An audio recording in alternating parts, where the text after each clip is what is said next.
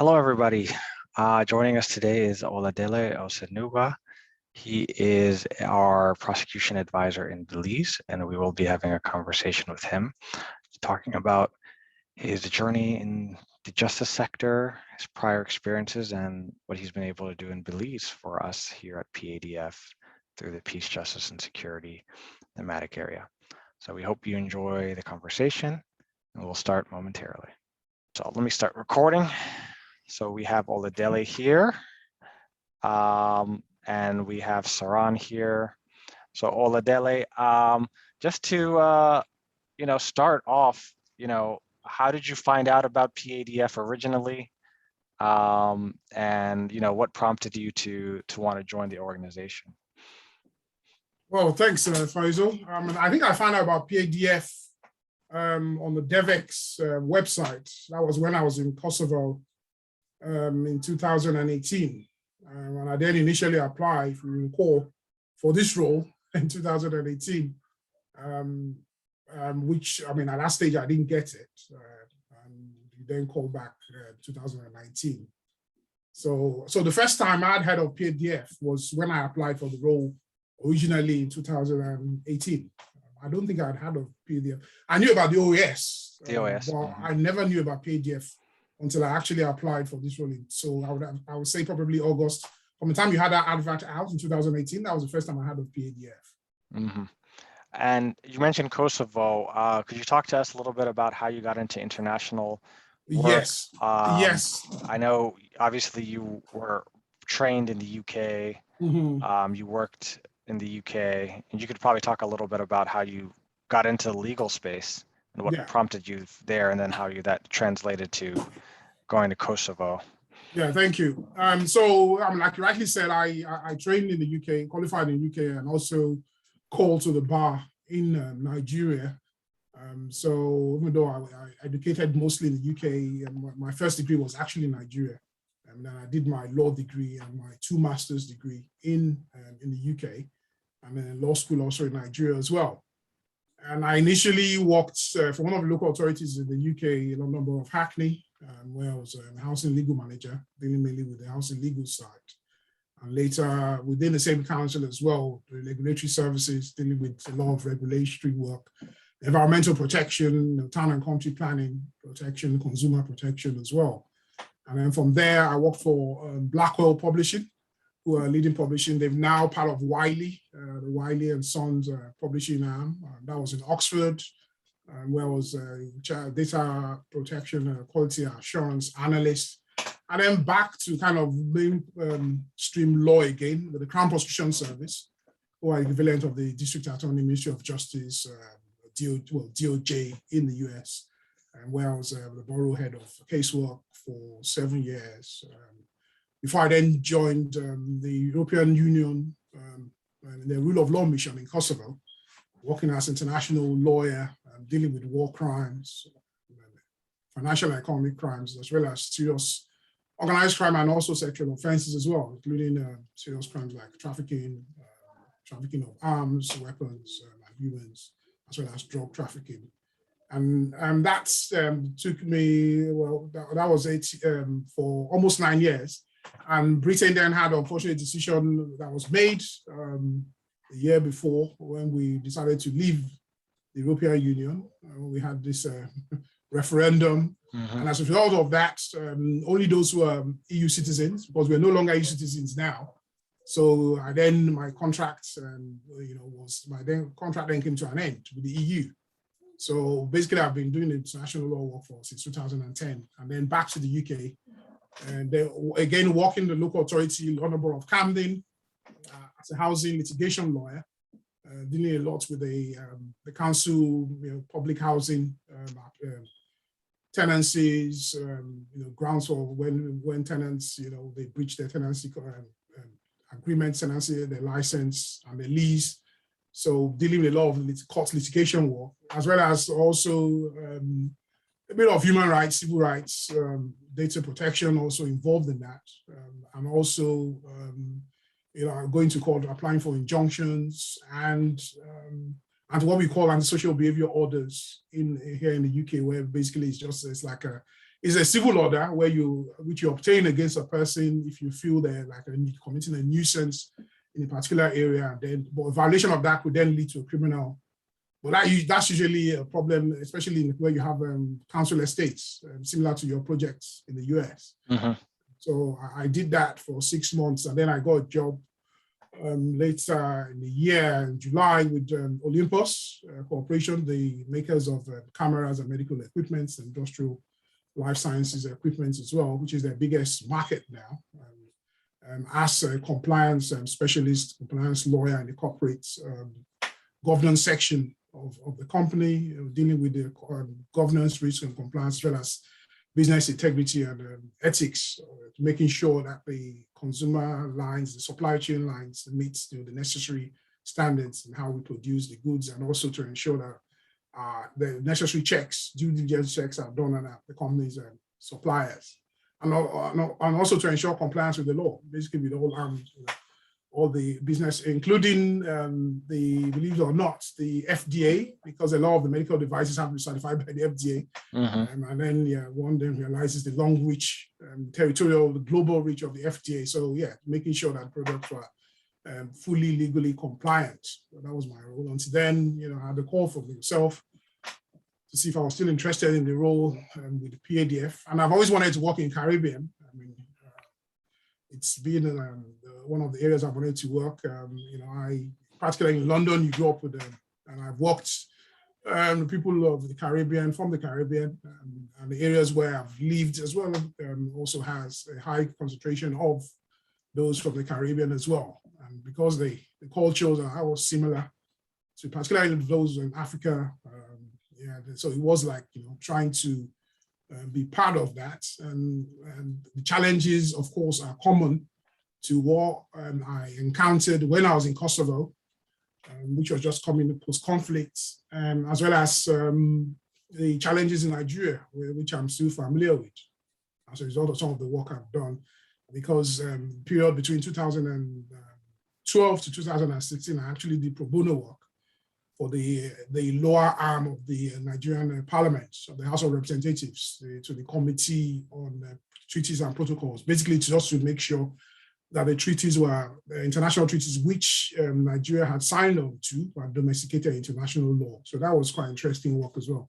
So that's kind of gives me a perspective, in relation to public international law, rule of law, and also basically the work our pillar is doing, particularly with the peace, justice, and security within the global south, so to speak.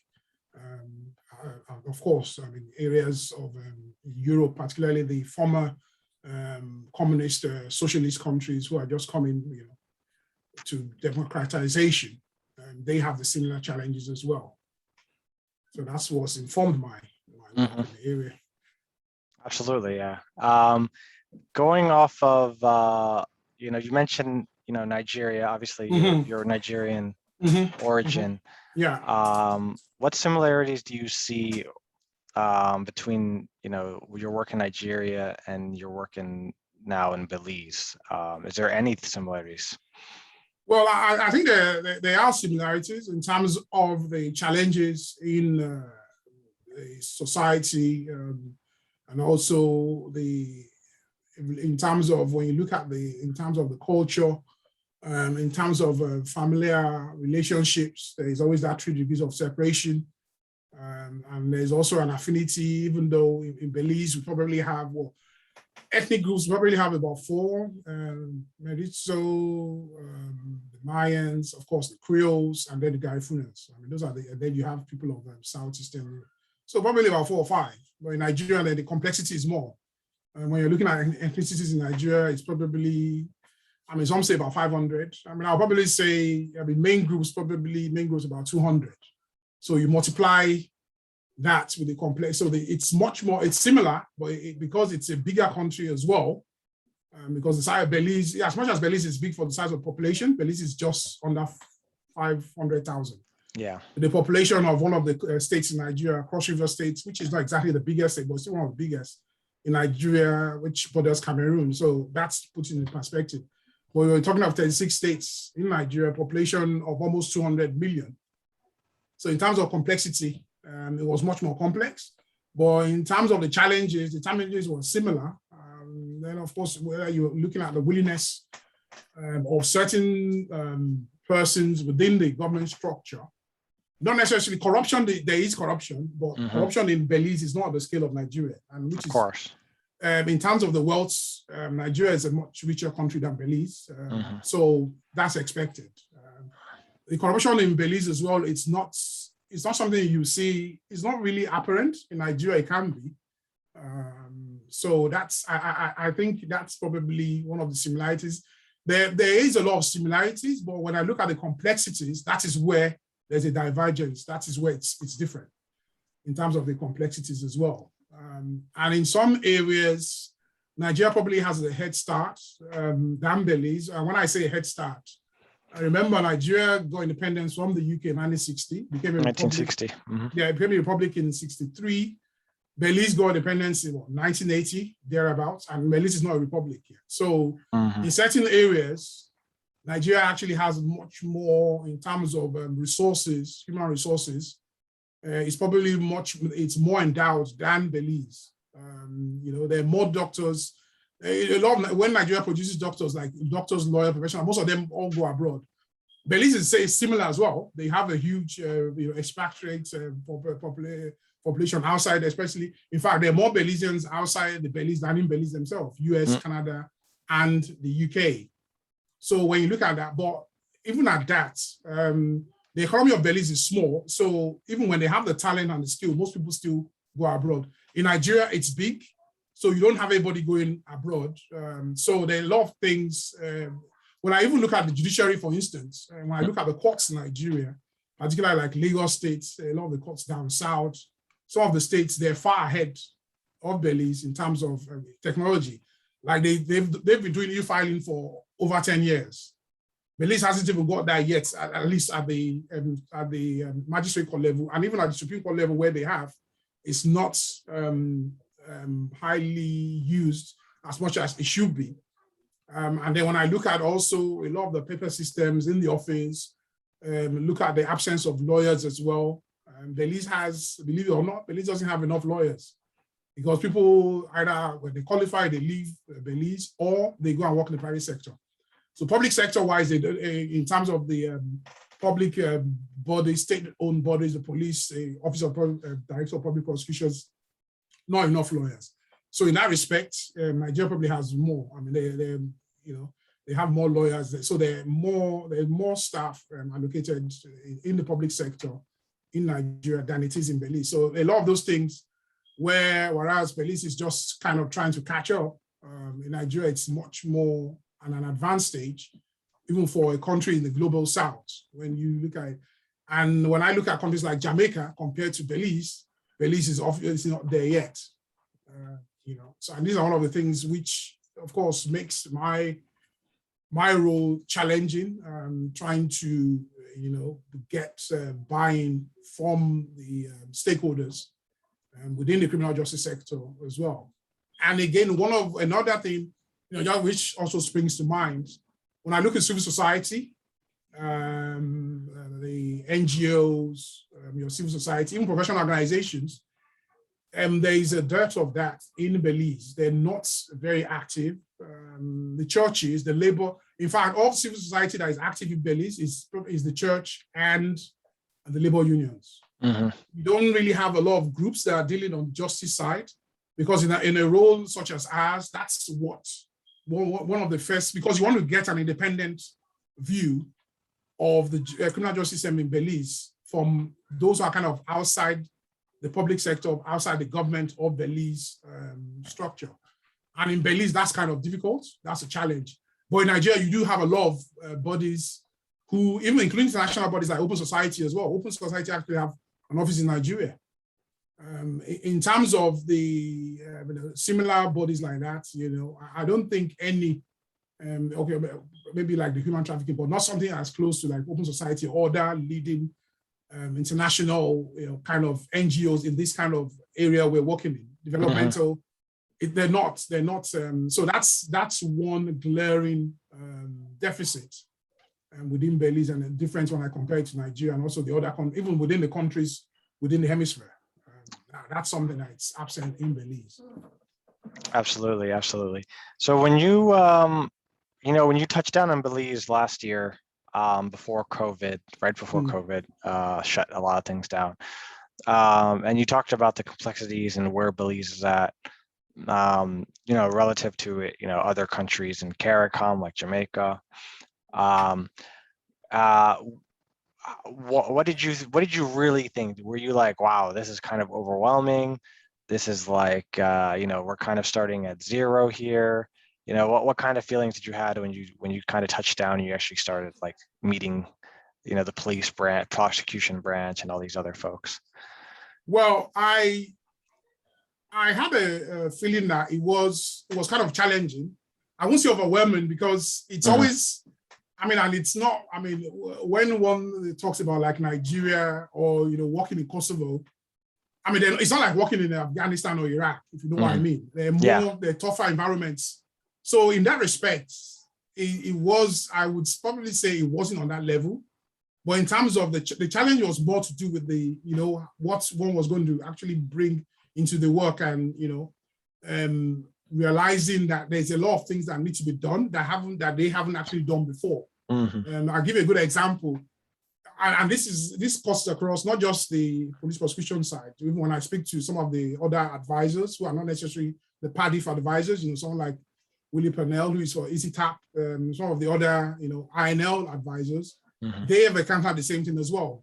Basically, in Belize, you're working from a blank slate. So there is hardly any SOPs to fall back on.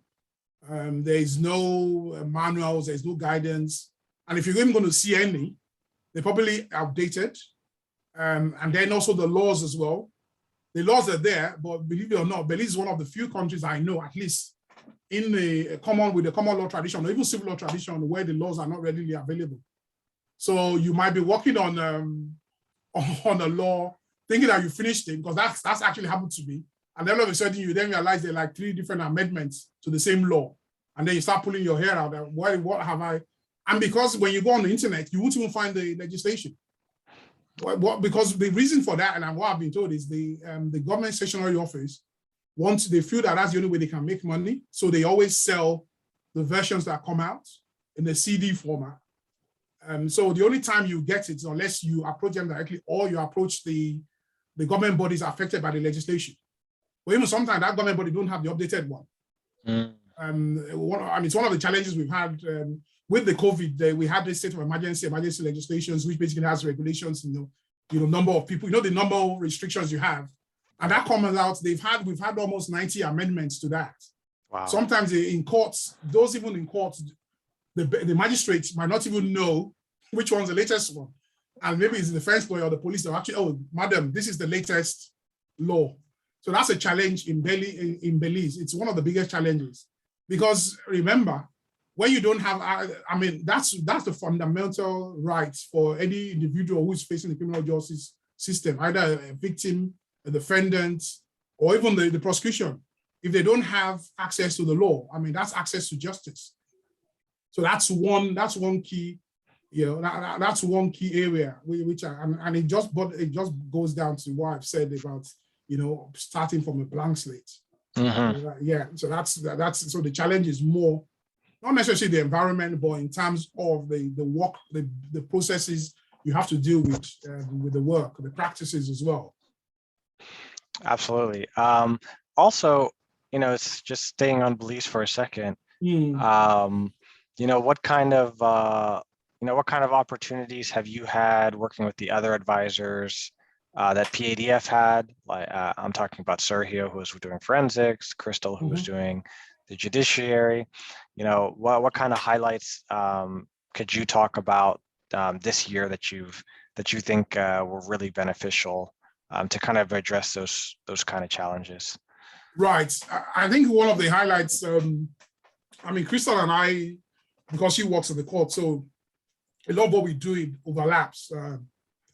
And a lot of the work I've been leading on, Crystal has been part of, particularly with the witness protection and the victims of crime care center. So looking at the implementation of the witness protection program in Belize, which basically is implementation of the Justice Protection Act of 2006, which until I started it, a lot of people didn't even know which goes back to my earlier comment, a lot of people never even knew the law existed. Crystal and I have worked closely on that. I mean, part of the working group, which was integrated after we had the roundtable in January. We had the first one last November.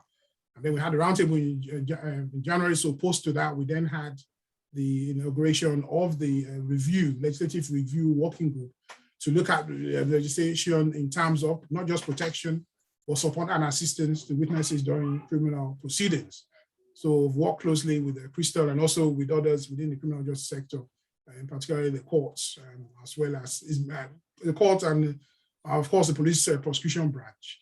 And then with Sergio, we worked not in relation to cases, because that would have been a good approach to the role, because particularly with both roles as well, looking at that, I mean, either, looking at where there's a complex case, but it just so happened that there was no case, where I was working on that also involved forensics that would have required Sergio's expertise.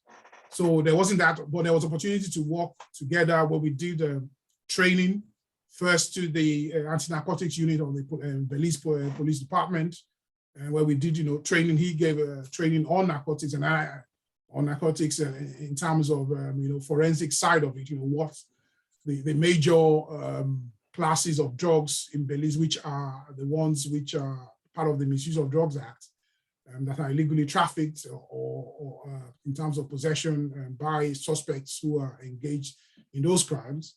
And also looking at, what is required in terms of, what the kind of the work, explaining to them the work that the lab does, how they go about, sampling these drugs and where they need to send the analysis, because they still send the DNA analysis to a lab in the Cayman Islands. And then we followed that up by having a much larger training session where the assistant director of forensics came to give an explanation on what scenes of crime does in relation to how they take charge from the managing the crime scene and how the samples which are sent to the lab are analyzed. And after that, I then gave them in terms of forensics and the law, the application of the law in terms of how the law views forensic evidence in order to determine admissibility when these cases come to court, and the role of a forensic expert in courts, and also in terms of witness experts, what the role of a forensic expert is when they come to give their testimony as an expert in court, because it's different from an ordinary witness. The expert witnesses, whenever there's a case, there is, and then you get forensic experts to come and testify. Mm-hmm. One of the also would have been engaged in would have been to have worked on, because that was a plan, but before Sergio had to then go back, was to then have a separate session for expert witness training, which would also involve the police prosecution. I've assisted the lab in that, but Sergio was actually was still in Miami when it was during this long COVID. Yeah, so I think those are the main areas of cross-cutting and collaboration with my other two colleagues. Great. Saran, did you have a question? Yeah, you already hit a lot of the questions I had for him. But one of the questions I'm interested in learning, I mean, you talked a lot about, the similarity and challenges between working both in Nigeria and your in Caribbean. Yeah. I would say now, after working on this project, what would you say has been the learning moment for you that, if you didn't work on this region, that you have learned from working in this project? Right. I think one of the learning learning objective takeaway from this is that there's still they're still live without using the emails because they're not big on emails in Belize. They're just not. That's going to take a while to change that working practice. Everybody wants to have, meetings, one-to-one meetings. It's easier getting one-to-one meetings in Belize than actually getting them to sit down as a group. It's one of those things. And then there's not much how, one of another downside here in Belize, well, I say here in Belize, with the work in Belize is there's not much delegation, which compared to some of the other places, where people actually are ready to delegate to the, either to a counterpart or to someone who's reporting to them. That really happens in Belize. If the person in charge of the department is not available, then everything you're trying to do gets stuck. It's really not, you really can't, and it's, some say it's a cultural thing. Well, there might be a bit of a cultural thing there as well, but I think it's just, for me, it's probably just more of a work practice thing. Well, you can say that relates to culture as not related to culture in terms of the country, but probably culture in terms of working practices and business. When I use business practices in terms of how they process the business within the organization. So a lot of it sometimes is actually organizational change within the organizations themselves, as opposed to people in terms of when you look at it at a much broader objective as opposed to looking at it like a cultural change. So, looking at it from, if you're looking at management speak, kind of, how do you re-engineer, I think it was Charles Handy, how do you re-engineer the organization? So not just looking at it from a legal perspective, which I am, but looking at it from a management perspective. So this would be looking at it like from the way the likes of McKinsey and Bain's Consulting. So looking at a whole people-oriented work approach. So that's one way. And I think a lot of the time that is actually left out in the work we do, because a lot of the work we do is kind of quick impact, and it's just kind of limited to the justice sector. But some of the challenges we face are not necessarily just sector challenges per se. They're more organizational structure of the, and when I use organizational structure, I'm looking at the institutions we work with, the departments. They need to get to that level. So you're looking at how do we re-engineer their processes, because you realize that for us, the way PADF is structured, even as much as structure is perfect, PADF we still have our, for instance, we still have a strategic plan. We still have, things we look out to, for instance. And then this leads me on to like metrics as well. It's just, where it's even existent in Belize, it's not really used or it's not applied. So it's more like you're counting apples, but you don't even know the reason why you're counting the apples. You have 10 apples this week, yeah, fine. Next week, it might be 2 apples, but do you know why you're down to 2 apples the following week? So those are kind of the challenges, and that's probably the takeaway. How do I go about addressing it, which is the main thing you want to know, we all want to know. I think that's going to be difficult. So it has to be a multi-disciplinary pronged approach. So using having an organizational analyst or organizational consultant come in to do that at the same time as when we are doing this as well, because that often gets left out, but it's a big part of what we do. And I'm able to understand this a lot better apart from my legal training. I also have management training as well, because I have a master's degree in human resource. So that helps me to really understand that part of organizational change. That's a good point. I think you made a good point on that. So going off of that, where would you say, where is the country leading to, specifically in the legal system? Well, as in where Belize is leading to, right? Well, what they always say is, oh, it's a case of money. And my response to that is, I always say a lot of this change is not even down to money. It's probably down to political will as well. We just had, Belize had elected a new government because the last party, the UDP, that a Democratic Party, had been in power for so long, for about 12 years. I think they've done about 4 times consecutively. So last year they were defeated. We now have the People's United Party, PUP.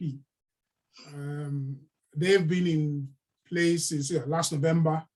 And what then happens with Belize, with any new government you have, which is unusual in a lot of, especially a lot of Western, even including Western countries, civil and common law countries, where the head of departments, these are public departments, they get, they're basically fired. They're political appointees. In the UK, it doesn't happen because head of departments in the UK are not partisan. And the same in the States as well. We're not talking to political appointees. So in a way, that's kinds of, there's a drawback in that. So until we're able to address that, and that's even beyond what we do, it's still going to be difficult. It's still going to be, it's still difficult, it's still challenging. So it's one of building key relationships and maintaining relationships across the board in Belize. And this is one thing I find in Belize, because by the time you talk to this person, they know, you talk to Mr. X knows, Mr. Y knows the other person as well. So that's, so in terms of takeaway, yes, to be able to, that kind of level to develop the influence beyond what we're doing immediately, but also within the wider governmental sector to be able to influence and drive policy. So that's importantly, I'll be taking forward in light of the question that you asked. Thank you. I guess my last question would be, from your experiences from being there, how involved do you think the young people were, the youth, specifically in the peace, justice, security, and how important it is in the country? Right. They're relatively young population. Unfortunately, the way Belize now, I don't think there is a lot of programs, and this is where, again, comes into my earlier comment I made about civil society, where, they would say there is, but I don't see that. For instance, where the young population are actually involved in kind of the work we do. They have organizations which deal with children and families and all that. But it's unfortunately it's on the adverse side. The young get involved on the either as victims or as defendants within the criminal justice system. For instance, there is no system of internship. It's something we're trying to get them to look at. Even at the embassy itself, there is no system of embassy. And the embassy, through INL, they sponsor the program, but there's no system, because that would have helped if there's a system of sponsorship, or also a system of, or also having outreach as well, which is something that we suggested, that they should have like a justice week. They do have, I know they have a policing month or policing week, I can't remember exactly, but they have a kind of public awareness campaign, and this would be helpful because something I've suggested as well. And they do have it, for instance, some legislation, like for instance, trafficking in persons, where they try to get young persons to be part of the advocacy, but it's not as involved as you would envisage it to be, as it is in other countries. That's not the case in Belize. So the level of participation from young persons is not at the level one would expect it to be. I would say it's very, very low. It's very low. More could be done, and this is one of the downsides as well. And there's no reason why, because it's not a cultural thing. It's just, I think it's a matter of priorities for them. I think that's how we see it. It's not a cultural thing at all. And because the young are vocal, they're into social media. They're part of the millennial generation, and we know what all that means. But in Belize, it's just not there. I think it's probably down to hierarchy as well, which is not exactly cultural. It's just that people, when they get to a certain position, they feel that they don't want But I think it's something that they really need to look at, and which you've suggested, by having these public awareness campaigns, engaging with the community. And this is something we have been used to. When I was in Crown Prosecution Service, we did that a lot. Also, even in the European Union in Kosovo, we did that. We visited secondary schools, talking about the work of the European Union, not just within what we did in Kosovo, but looking at it from a perspective, a global perspective, talking about the UN, how that fits into what the European Union does, how that fits into what the government in Kosovo does. So something similar along those lines would be very, very helpful in Belize. And the bureaucracy I see sometimes with RO is also with INL as well. I mean, sometimes it's as simple as, oh, INL will say they need to clarify that with DC. And I don't really think it's a DC thing. Maybe there's a misunderstanding of sometimes of what the engagement should be, but it shouldn't be. They shouldn't have that kind of perspective or that kind of outlook. A good example is there was a lady, Michelle Francis, she's from Barbados. She used to be the former judicial clerk to Justice Moore, who's one of the justices in Belize. And Justice Moore is kind of the lead justice for trafficking and sexual offenses cases. So she was a judicial assistant. She's now doing a master's. Jerry Francis, a former judicial clerk of Justice Moore, is now doing her master's at the University of Warwick. The reason why I bring this up, so about 3 weeks ago or thereabouts, I had an interview with her as part of her research for her master's because she's still concentrating on trafficking in persons within the Caribbean. And I think Belize is one of the cases because the contribution as a case study. And when I got the questionnaire, because she then said we wanted to see what the work of INL in relation to that. And she also copied it. So I said, the contact at the embassy of INL is Georgia. So Georgia now sent an email back to her that this has to be clarified with Washington, And I'm kind of thinking in my head that, why does this have to be clarified with Washington? It's not, this is academic research. We're not dealing with secrets here. We're not dealing with state secrets. Most of the things are available publicly online. So I told Ms. Francis, I said, well, I know on our side, the project, maybe because the project officially ended, we're waiting for the extension, ended June. So I said, I know PADF, PADF has a remit across the hemisphere. PADF has done a lot of work in TIP. So trafficking persons, I'll speak from a PADF perspective and also from my previous experience in Kosovo. I don't have to touch on anything I know. And as it happens, I haven't even advised on any trafficking case, so I didn't have to speak on anything. So I said, well, there's no reason why I didn't go back to Georgia, but I said, well, I can speak as PADF, as a passive Belize advisor to talk about trafficking in person. So I don't see any issue with that. But this is some of the challenges talk about in terms of bureaucracy, INL and the government of Belize. So it really shouldn't be happening. And I think this is some of the things that also inhibit and hinder participation of young persons in some of the program work we're doing, which shouldn't be the case. Thank you. That's a very good answer. Faisal, do you have more questions? I don't think I have anything more. I think it was a pretty good comprehensive conversation. Maybe my last question would be, we're going to have a new phase of the Belize project. Hopefully, we'll get approval, any day now, so that we can kind of better plan, how the project will unfold, and hopefully will continue seamlessly.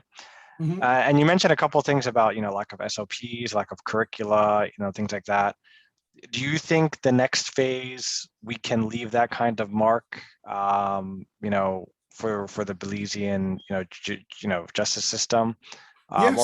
And what else do you think we can leave that will, 5 or 10 years down the line, they can say, oh, due to PADF, we still have this or we still have that. Right. Yeah. So in short, what we're looking at is long-term sustainability of the project or the program objectives and outputs of what we do in the next phase of the project. So basically, yes, what you said in terms of the SOPs, the guardians, and also having a structured comprehensive training plan for the police prosecution branch, which they don't have up to now. And leading on to that, if they can then have an approved, as we agreed in, as part of the proposed, part of what I've suggested, and from the time even when Riva was there, for them to have an approved certificate course whereby police prosecutors after their training not just the training, the regular training they do as part of their continuing professional development, but as part of their, have a certificate or diploma, which would be, it could be, there's a educational qualification framework that is used. So it could be, we're looking at maybe associate degree level or degree level, or one that will give them a kind of exemption. They want to go and then do law. Because I think in law in the Caribbean, the universities probably do 3 or 4 years. I can't remember if it's 3 or 4, because the UK, we do 3 years for law degree. So at least where they'll be able to get discounts or credits to have that kind of system in place, I think that will be the long-term goal. So basically that just needs accreditation with one of the universities, either University of Belize or University of West Indies. So that's, so I guess that will be the major kind of objectives that one will be looking at with the next phase of the project.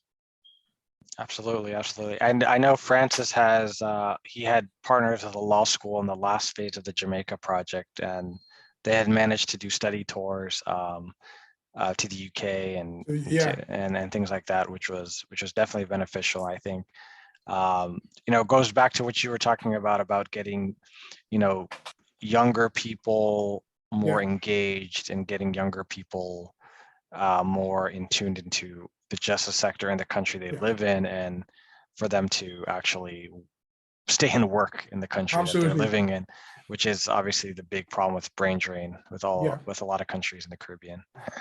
Because it will be, because easily the branch can easily have interns. There's no reason why they really can have interns, even if it's voluntary. They can even get funding for that. Whereby you might just give an intern 500 Belize.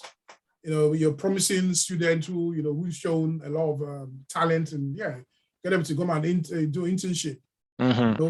Follow a prosecutor to court, shadow, do basic photocopying. There's nothing difficult about that. Exactly. And they can always do credit checks. They can always do security checks on them as well. So they can easily do that. Yeah. That would be very nice. Like, that is something that I'm pretty sure will be very sustainable. Absolutely. Oh, one last question before we go. I forgot to ask about gender.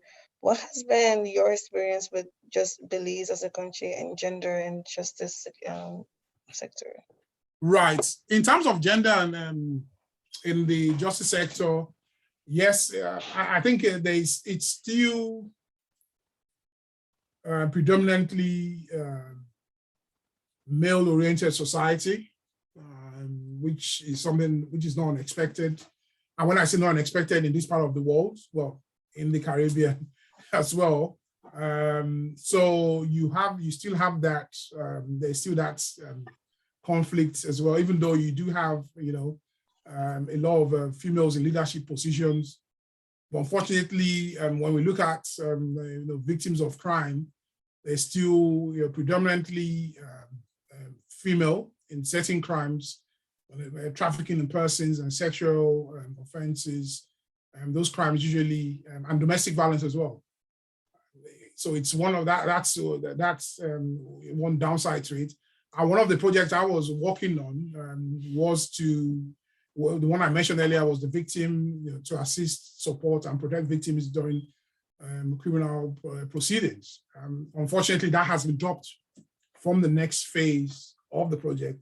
So what I'll be looking at, in light of the challenges we have with violence against women and gender mainstreaming in Belize, is to look at how we can creatively, even though it's no longer on the project, creatively incorporate that into what we do in terms of the training, making sure that prosecutors and judges on judges' side are aware of the needs of victims, particularly vulnerable victims, who unfortunately are usually predominantly females during criminal proceedings, and how we can use the present legislation through the courts to protect these victims whenever they're participating in, because they didn't choose to, and most times they do not choose to be participants in criminal proceedings. So how, we can use the law creatively to be able to support them, protect them, as well as assist them during a criminal. It could be something as easy as giving familiarization tours, ensuring that we have the necessary orders in place whenever they're called upon to give the testimony in court, whatever, and also making sure that they know the support mechanisms which exist and to them, having the rights and the rights and also the opportunity available to them to see, for instance, like a therapist or counselor, where they need to seek those professional support where they're victims of crime. So that's again is the perspective in terms of how the gender aspect of the work I do in Belize has been part of what I've been doing, and how that's relates to the work I do. That's a good point. Do you think there's a way for the next phase? I'm not very familiar very well with this project. Do you think that for the next phase, there's anything PADF can do, with the project to kind of support this aspect of it?